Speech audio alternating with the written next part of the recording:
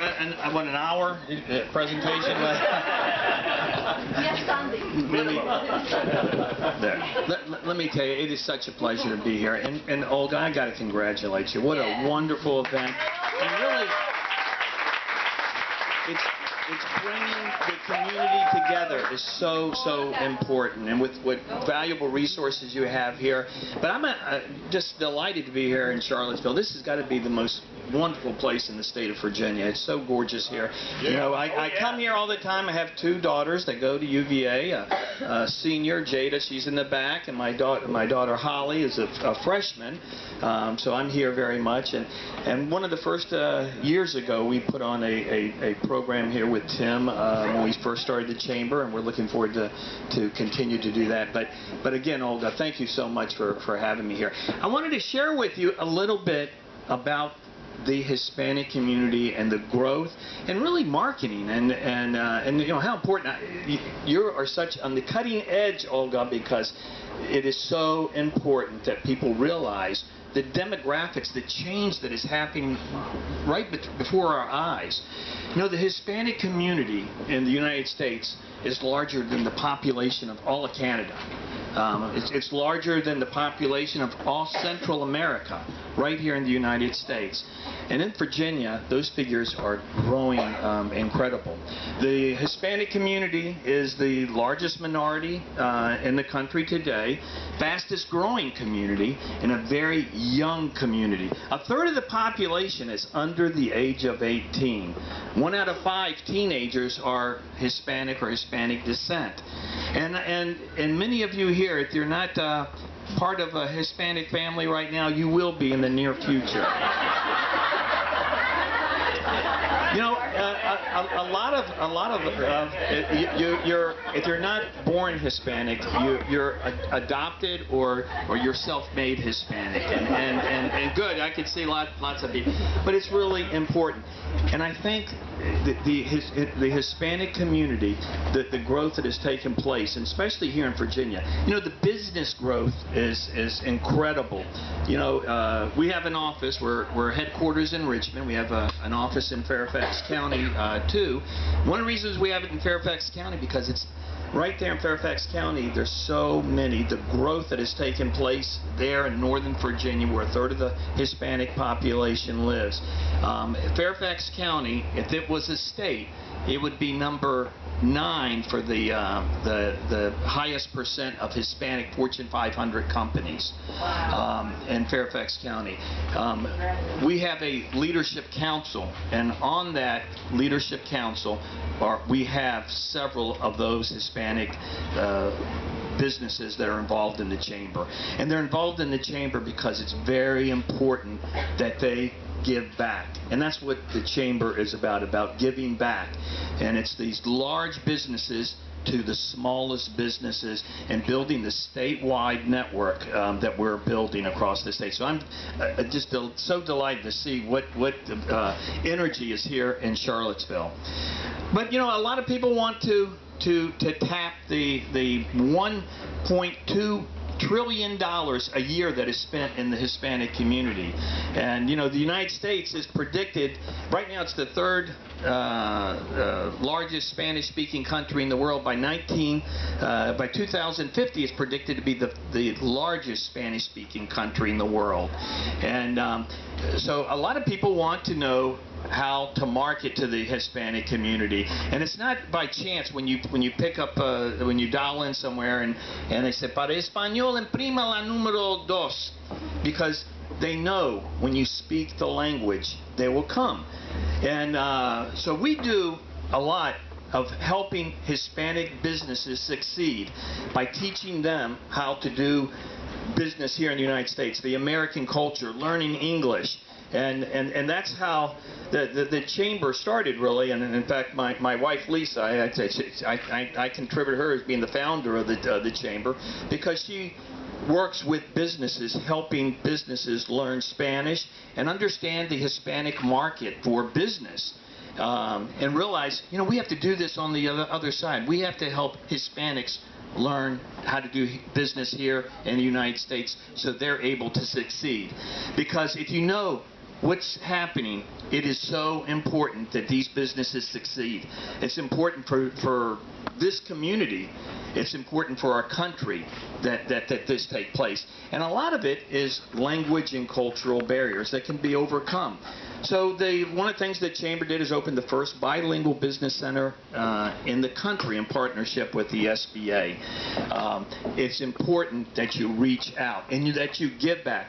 When someone says, what is the #1 thing that you can do to build the relationship, it's get involved with the community, like many of you are doing right here. And I also say, if you're not, give back. If you're Hispanic, give back. Help someone up the ladder. And if you're not Hispanic, help someone and contribute to help them come up the ladder. Amen. Well, thank you.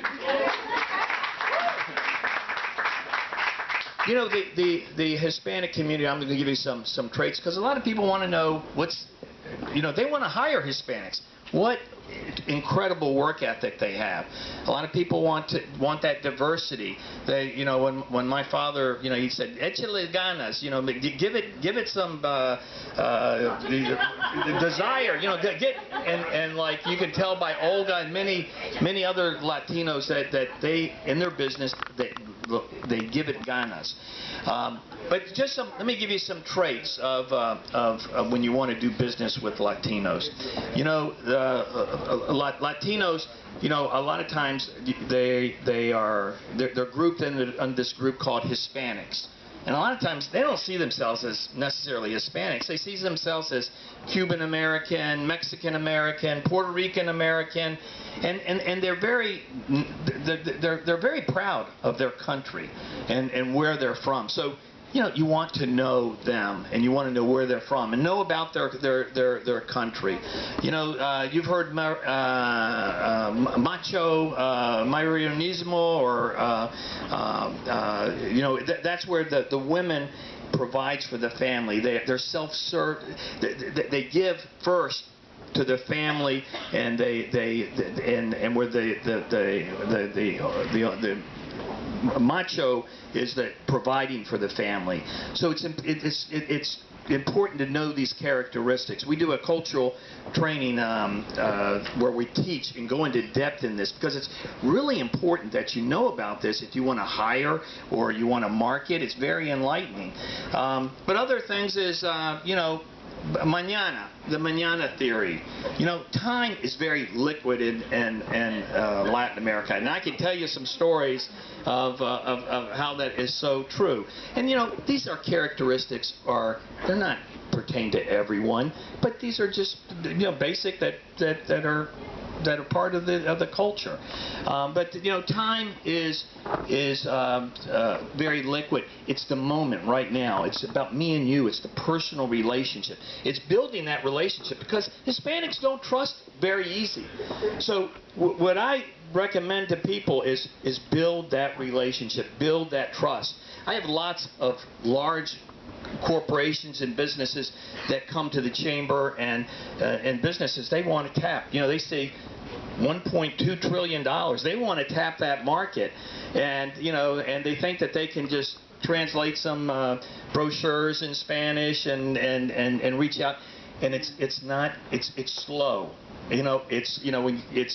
You gotta crawl, walk, run, but it is very important that you start to build those relationships, because and I think that's so important that you start to develop those.